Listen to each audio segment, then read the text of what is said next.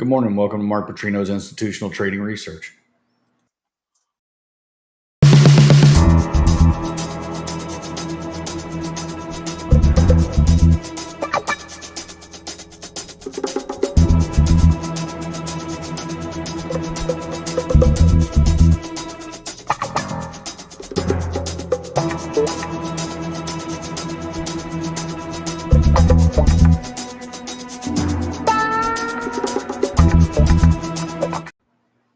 Good morning, everybody. Welcome to the show. It is the 15th of May. We appreciate every one of you joining this morning. That is Mark Putrino, your professor and mentor. Guys, we're going to work on the format of the show a little bit to extend it a little bit longer, try to get it to where it's more like 45 minutes to an hour eventually. Today, we're not going to be able to do that because Mark has previous things to do, but we're going to extend the format a little bit, try to get a little bit more question asked from the chat, get you guys a little bit more involved with this so that we can kind of answer your questions and see how we can guide you in a better direction. Good morning, Mark. What do you got for us? Hey, I'm just looking at this GameStop blow up. This is so like just insulting to me as a trader. There's an article. Where did I see the headline? Look at this. Is Roaring Kitty the internet's Warren Buffett? It's like, are you freaking kidding me? You're gonna like. How do you even put something like this on your newspaper? I mean, it's just amazingly stupid, if you ask me. Pretty sad. I mean, think about this, right? How many of these retail traders have lost money on GameStop over the last 3 days? And my guess is a ton of them, because if I don't think an institution would not buy this stock, in my opinion, like a buy and hold strategy would not get involved with this thing, because the price to earnings ratio is like what? Actually, let's just. It's like 836 or something, wasn't it? Oh, now that the stock's higher, the price to earnings ratio is 1,436. But there is a part of the institutional trading world that we would call like prop trading or proprietary trading, and this is the strategy where people take the firm gives them the money. That's usually in a hedge fund format. The firm gives them money, and then they invest it, and they can trade it. They can pretty much do whatever they want. They're not technically day traders because they don't have to close out at the end of the day. But I would imagine that's who's going to be selling this stuff down, and who's going to be, selling this stuff down, because it's just so obvious that it's going lower. It's like I said yesterday. Like, this is probably the easiest trade I've ever seen. And the stock was at what's yesterday morning 70, and now it's at 45, right? So it's probably going to go lower. But even with all this hoopla, I just want to point something out here. Look where it ran into resistance, right around the same levels that it did back in late 21.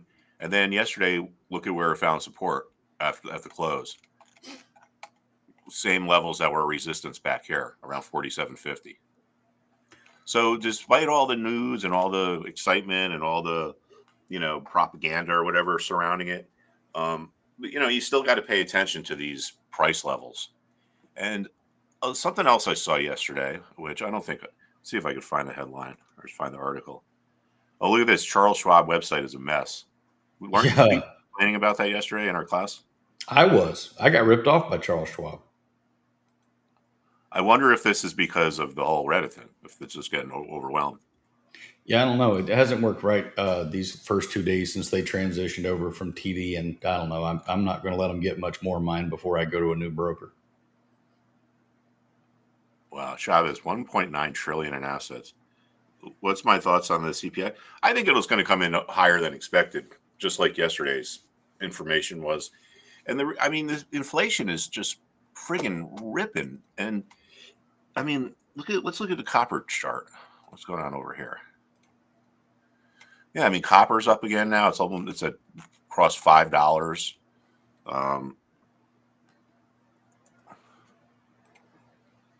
Here's the wheat chart. So it looks like wheat's gonna get back in gear. I mean, I don't predict good things, man, for going into the summer here. I guess the only good thing about it is this pretty much guarantees that Biden won't get reelected. Well, but it's a painful way to go about it. I heard they're Um, doing a policy shift on this COVID money that they have left over for local governments, and you're supposed to spend it by the end of this year. But now they've put out this thing that they're going to allow them to plan to spend it, and then they're going to go ahead and put that money aside for them so that they can spend it when they feel freely want to. It's a mess. you see that this idiot, I mean, this Anthony Blinken, the Secretary of State, is over there in Ukraine. Did you see him? I sent you I sent it to you last night on the instant message on Twitter. Oh, keep on rocking in the free world. Okay, this is a great thing. Okay, you're the Secretary of State. You're going to a country where there's a war and people are getting killed, and you're going to sing "Keep on Rocking" in the free world. It's like, what are you making fun of these people? How could be? How could he be so out of touch? And this is the same idiot that when he was with that other idiot, Lloyd Austin, that they were smiling. Remember that picture I we looked at remember. when Yes. they went over to Ukraine? It was like their LinkedIn photo op. So it's like just this guy is a joke. No one listens to him, and it's just such an embarrassing time to be an American, man. It really is. But anyway, so corn ripping higher here. We looked at copper, although oil does look like it might be ready to head lower, so that could be a little bit of a relief. Yeah, see, it held this 78.50 level for a while, and now it looks like the support there is breaking. So this would be good, but who knows? Maybe it's only a temporary thing. It just really kind of irks me that all these commodity prices are up by so much. So I think the market's, I think I'm officially a bear for the market now. And the reason why I say that is because one is this inflation thing, and two, there was an article yesterday. Let's see if it's still on here. We don't really need to look at it, but how money managers are the most bullish that they've been since the very end of 2021. So the end of 2021 was the very peak of the market before it started to go lower. So what happens if these money managers, they spend their money, they invest all their funds? If there's no more funds left, once they're all done and they've all taken their positions, then the market runs out of buyers, and the only way it can go is down, right? And all of these, they were saying like 80% of money managers expect a rate cut by the end of the year. And I don't know what the hell these people are looking at. It's just like a mantra, I guess. Like one person says it and the other people tag on. How can you say that interest rates are going to be cut at the end of the year or by the end of the year in lieu of all this inflation that we're looking at here? Oh, You a miniature can't. poodle on the Westminster Kennel Club. You can't. And then it's like yesterday when he said that the illegals were taking the jobs. We've been talking about that for months here. And you can't fix a problem when you don't even know how many people have come across the border and they're taking all the free jobs. You just can't fix it. It's pretty bad, dude. It's pretty bad. Or how you can measure that. I mean, how can you even stand up there and give a measurement of what inflation is when you don't know the numbers? Yeah, you know, I mean, remember we were looking at those. The service prices are up 5.8% in 1 month, and manufacturing prices are up 5.1% in 1 month. So I don't know how that. I don't know why they don't look at. I guess they just don't look at the same stuff that we look at. So let's see. CPI unlikely to show much progress on inflation, but it probably didn't get worse. Well, I don't know if I would agree with that. Just like the PPI came in above estimates yesterday, I think this is going to go too. So let's see. The CPI is expected to rise 0.4% in April. So this comes out at 8:30, so another 20 minutes or so. Yeah. The CPI is expected to rise 0.4 in April for the third month in a row, marking the first time that's happened since 2022. All right, well, that wasn't that long ago. Rising gasoline prices. The yearly increase in inflation is expected to stay at or near 3.5%. I don't buy that, and I don't think anyone who's gone to the grocery store anytime recently does either.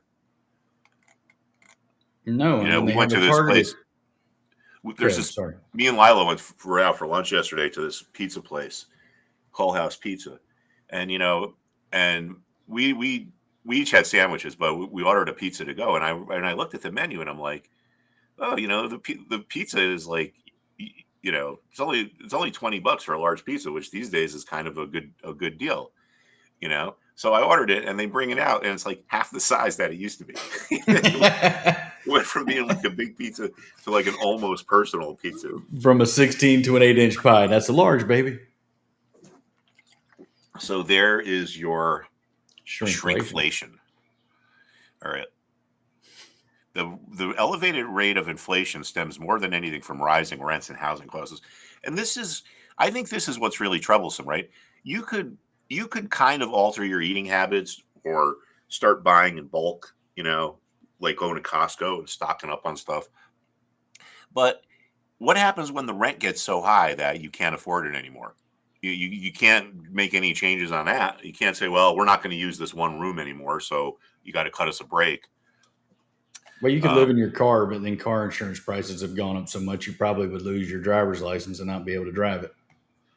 And that is also tied into stupid policy, because the fact that you got all these DAs all over the country that aren't willing to enforce the law. People are stealing cars left and right, and that's one of the main reasons why auto insurance has gone up. There's no, at least here in Connecticut, if you're a minor and you steal a car and they catch you, there's really no ramifications. That's crazy. You just get a slap on the wrist, if even that. And you guys are like third in the state for auto theft in the increase in the last 4 years. Yeah, Third in the country. I mean, they took the car right out of our driveway. Yeah. You remember when our Cadillac got stolen? Mm-hmm. And then it was missing for maybe 3 days, and then the police found it, and it was literally like right around the corner from our house. And didn't they get your truck as well?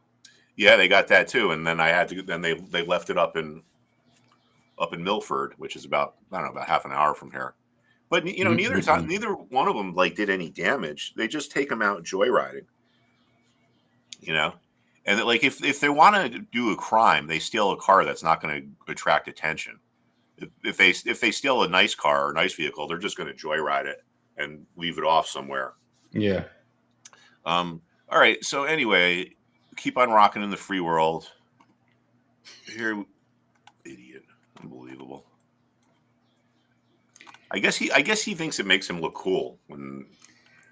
I don't know. I'm just kind of shocked by any of the moves that the guy makes. I mean, and honestly, he's aged 20 years in the last 6 months. So I don't know. I don't know where they find these people. How can you be so out of touch? You're going to a country where there's a war and you're up there jamming. Like, think of the song "Rocking in the Free World." The Neil Young song. Yeah. These people aren't free. They're not in a free world. They're at war. It's almost like you're making fun of them. Well, the thing is, Mark, is that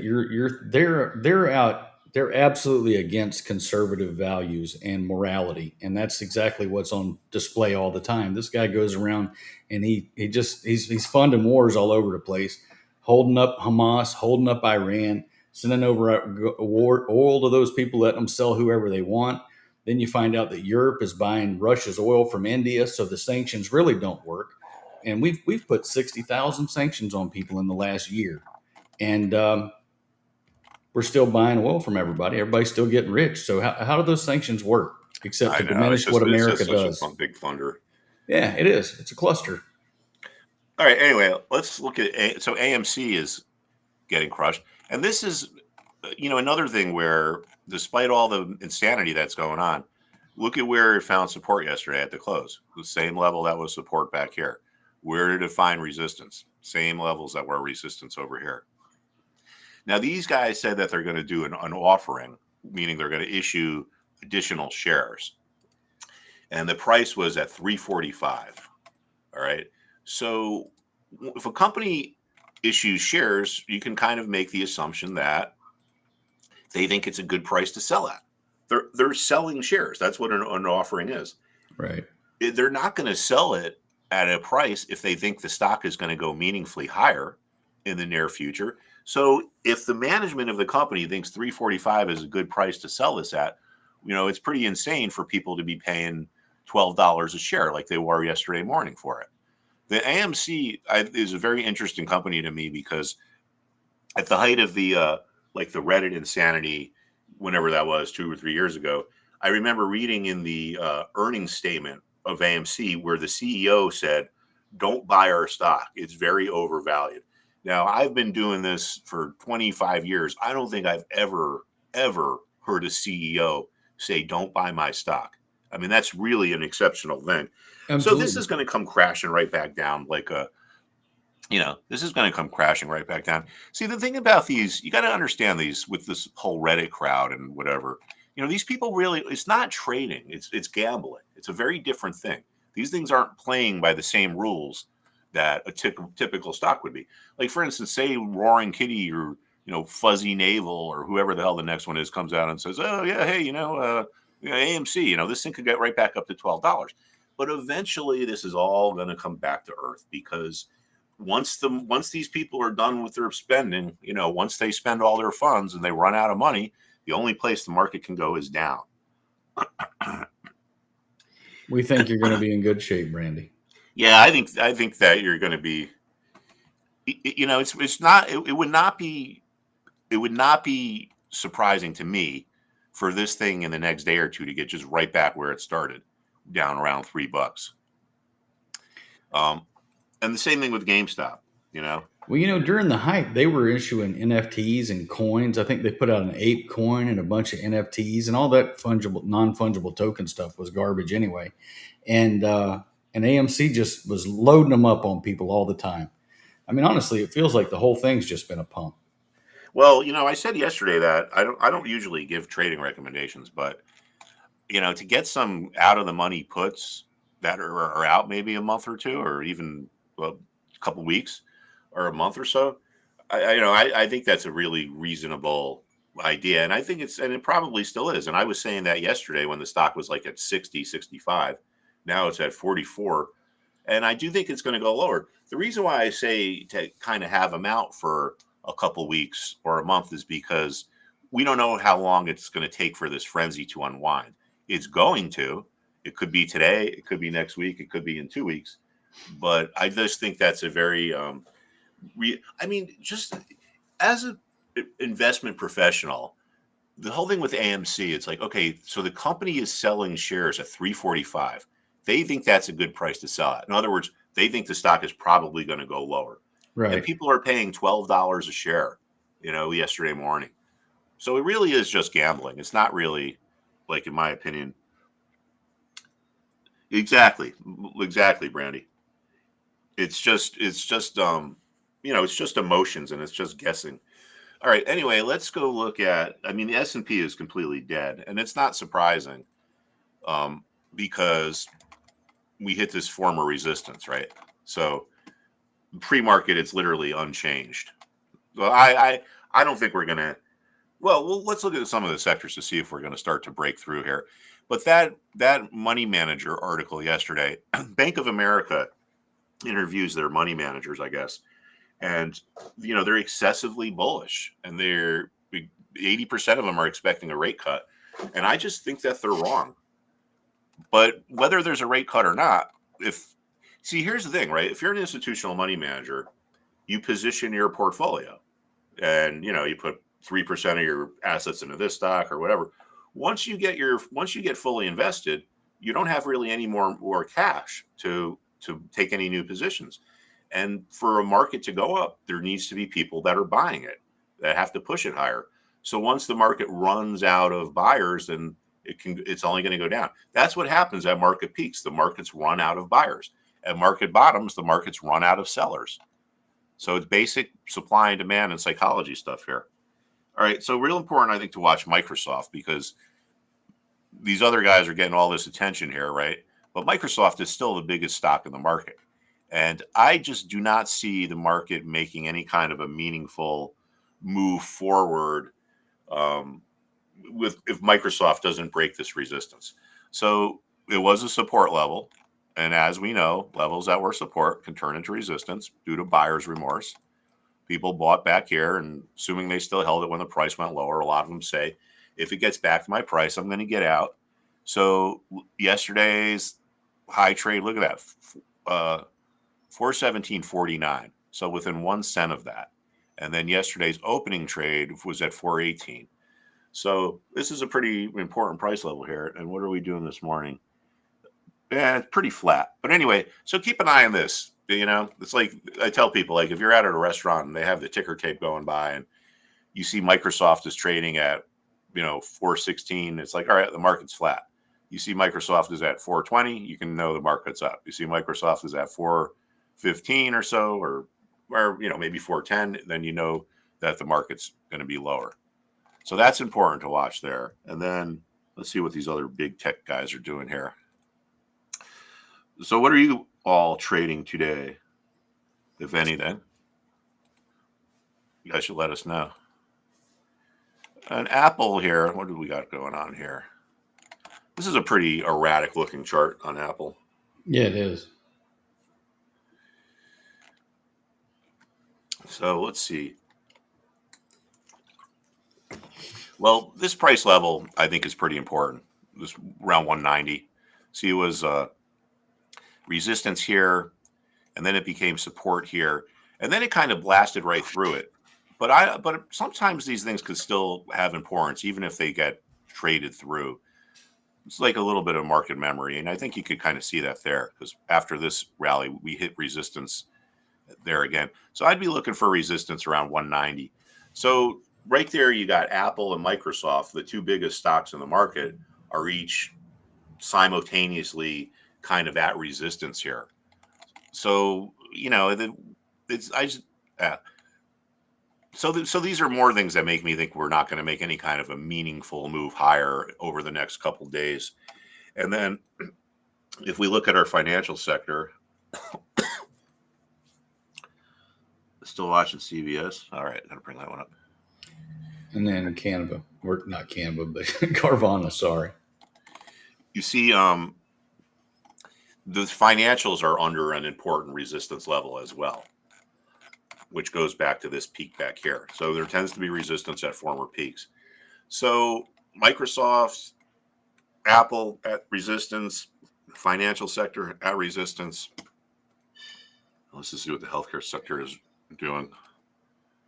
Healthcare is getting close to what's probably going to be resistance as well. So let's see CBS over here.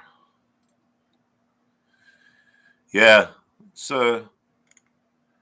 kind of interesting that we didn't get any kind of a rebound on this. I actually thought that Mark the day before was going to break it out, and it just didn't. It came right back in. Yeah. Well, let's see the range here. So top of the range is like 56.50. And this morning it's at 56. The bottom of the range is around, I would say, like 54.70. But, now that just because something gets oversold doesn't mean it's going to reverse. This was the most oversold that this stock had literally been since the market crashed back in 1987. All right.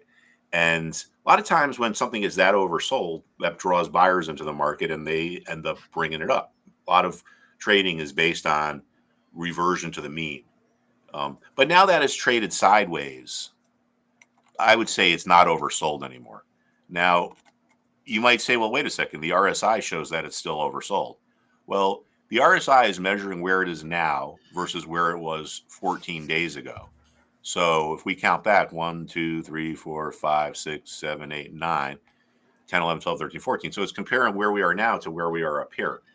But over the last, whatever this is, probably 2 weeks, we've gone sideways. So this is a situation where if you understand the nuance of the indicator, or how the indicators are, the nuances of them or how they're constructed or whatever, even though this indicator is showing us that we're oversold, we're not, because this sideways action took the oversoldness out of the market. If you are to change the setting of the time periods, the default setting for RSI is 14. If you were to change the setting of the time periods back to, let's see, 1, 2, 3, 4, 5, 6, 7, 8, this would show as perfectly neutral.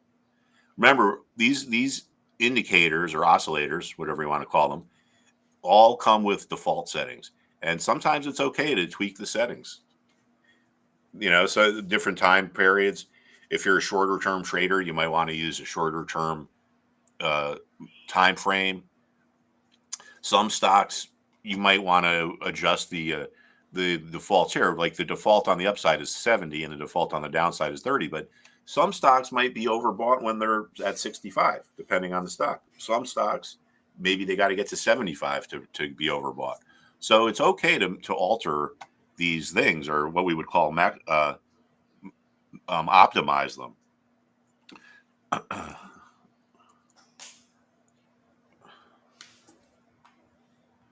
And Carvana, yeah, I mean, this has kind of gone sideways now here too. So this would be like a similar thing, but on the opposite side. It might say that it's overbought because it's comparing here to here, but because it's gone sideways for, 9 days, I would say that this is not overbought. This is neutral now. But on the downside, this 115 level is support. And, this is, I mean, it's above it by about $5 today. So if there's no news, I don't think it's going to break. But if the support does break at 115, we're right above a gap here. And one of the reasons why we get support is because you have these people that sold who are remorseful, who want to buy their shares back at the same price they sold at. Like, you sell it at 10 and it goes to 12, and they say, all right, if this thing gets back to 10, I'm going to buy my shares back. Now, when you gap through price levels, there's like no trading. All right. So if there's no trading, then there's no one who sold who's going to be trying to buy their shares back. So if you've ever heard the old statement or the old saying that gaps refill, that's what it's referring to. If you gap or move really quickly through price levels going one way, and then it eventually reverses and comes back and you get back to those same levels going the opposite way, there tends to be a fast move right back through them. Some price levels, there's a lot of interest. There's a lot of trading at. Some price levels, there's not that much interest. There's hardly any trading at. So I would probably have this on the radar screen for an idea on the short side, although it's got some pretty high short interest, right? Some insider selling. Used car sales improving on a new vehicle. That is, something that would increase in a bad economy, is people would be less prone to buy new cars and more prone to buy used cars. But anyway, just from a trading point of view, I think if this support around 115 breaks, that's where I would get interested. Let's see here. And then just the top of the recent range here has been around, let's call it 124. So 124 on the top, 115 on the bottom. But if that 115 breaks, I think we should pay attention.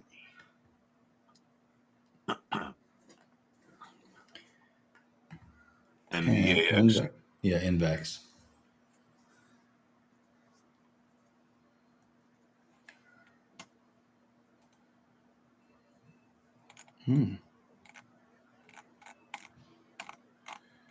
Yeah, here too, look, this thing blasts off, and where does it find resistance? Same levels as here. And then on this day, where was there support? So how would I look at this? I don't know. Maybe the trigger would be getting through yesterday's low. So like that was around 12 and a half. We're trading below yesterday's close. So that's a sign of weakness. Yeah, it closed at 1348, and we're trading below that this morning. In the short-term trading world, you really want to know where the recent opens and closes are, because that's where most volume trades, on the open and on the close. So so when we surpass what was a recent open or close, it could mean something, right? Because if most trading is if there was a lot of trading here on the close, there's going to be people that are trying to buy their shares back. There's going to be people who sold on the close 2 days ago who are now like, if I can buy my shares back at the same price I sold them at, I'm going to. So if we get below that, it could be a sign that the trend is going to continue. And in the pre-market, we are below that. So I would guess that this continues to trend lower. But I don't know about the news, or if there's anything that's might drive the news. like if there's going to have earnings in the next couple of days or what have you. Yeah, that CVS. This is a stock that really is a good example of this market memory concept.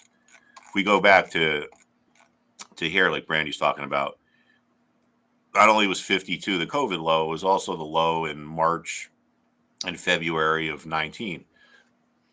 So if we Yeah, get there, there's probably going to be support. CPI came out and it's pretty much all flat except for inflation month over month went down to 0.03 or went down to 0.3. So it was, I think the estimates were 0.4. Yeah, 0.4. And then inflation year over year was 3.5 and it beat and it's actually 3.4. Well, I don't know if I believe that, but Yeah, I don't know. all right. Well, it did give the market a little bit of a boost. Yeah. So we'll see if we can get through this resistance. Still a little too early to tell though. And again, that sentiment reading that came out yesterday, I don't think that's something that we could really ignore, because it's just how it works. If the vast majority of money managers are bullish, they're going to be positioned, meaning they're going to be fully invested, and there's going to be no more cash left to drive the market higher. But anyway, we'll see. As they say, the market climbs a wall of worry. And that makes sense, because if people were too optimistic, it would be what I was talking about there. Yeah. All right, let me just go see what's going on over in the journal here. If anything. Ooh, look at that. Walmart's reign as America's biggest retailer is under threat. I guess Amazon's going to take them over. I wouldn't doubt it. Yep. I don't know. How many of you guys see inflation getting lower at the grocery store, at the gas pump? I mean,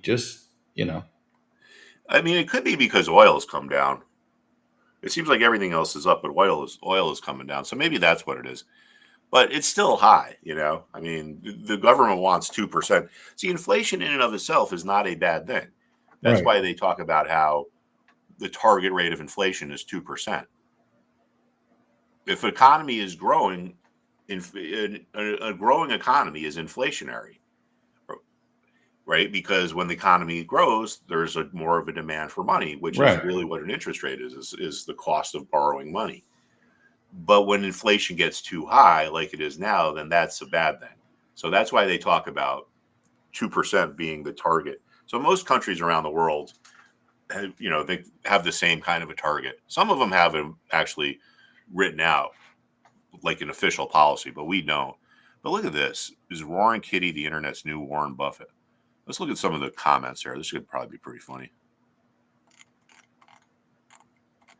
But this guy is this like folk hero here. But I'll bet you over the last couple of days, a lot of people lost a lot of money because of him. Yeah. They think it's like, oh, all right, he's back. It's going to be like the old days.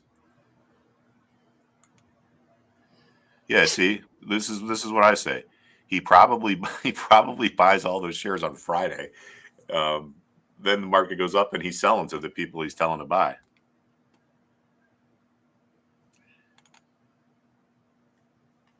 So now it's $4 of cash per share.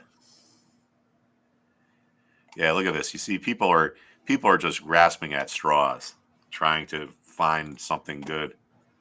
Stupid and fun at the same time. Yeah, I think I'm gonna give that guy a thumbs up. Stupid and fun. Was this article serious? A guy wearing a t-shirt, headband, and sweatbands and comparing him to Warren Buffett.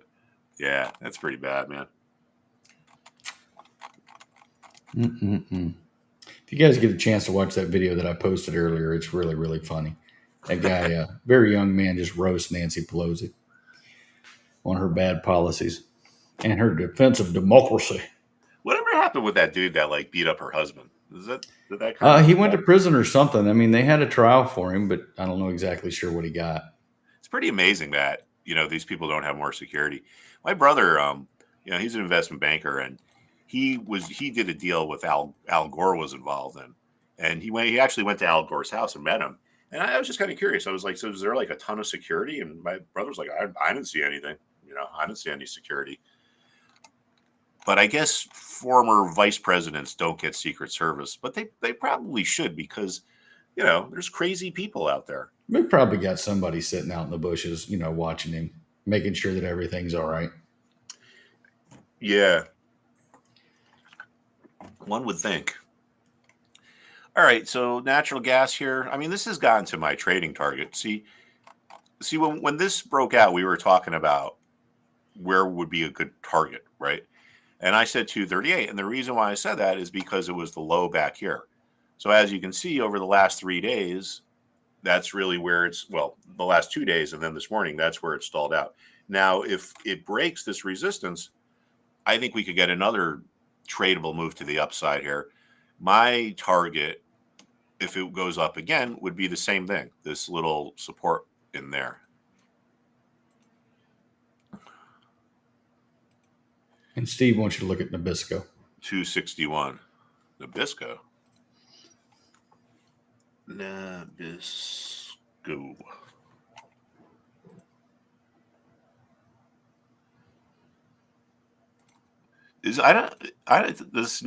Nabisco trade, am I spelling it wrong? No, that's how you spell it. I'm not even sure if there's a symbol anymore. Isn't it like with who makes Nabisco now?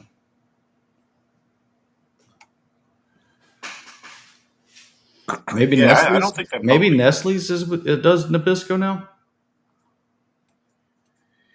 I don't know. I'll have to look into that, Steve. So Tupperware wasn't this a meme stock as well? Tupperware? Yes, sir. Yeah. And then, this one's coming apart too here, down 10% this morning. And they report their earnings today. Interesting. What time is it? I got to go pick up our car. It was rolling over, but it wasn't starting. And just look at GameStop. All right. So anyway, before I get going here, I would just say, keep an eye on this Microsoft for some insight. If this resistance here starts to break, and I mean, we're basically trading right at it, that'll probably give the market a little bit of an upside. And then just go look into the financial world over here. I know that the S&P is up now, but I wouldn't be surprised to see it turn around by the end of the day. But Steven, it's not like I tell people, it's an opinion is a dangerous thing for a trader to have, because it makes you susceptible to these like psychological biases. All right, everyone. Well, thanks a lot, and I guess we will see you all tomorrow. Steve, I happened to notice last night that you had the logo by you, and I appreciate you. Thank you for joining the Stock Market Jobber. We appreciate you, and we'll find out who has Nabisco now, buddy. Have a great day. Thanks, Mr. Steven.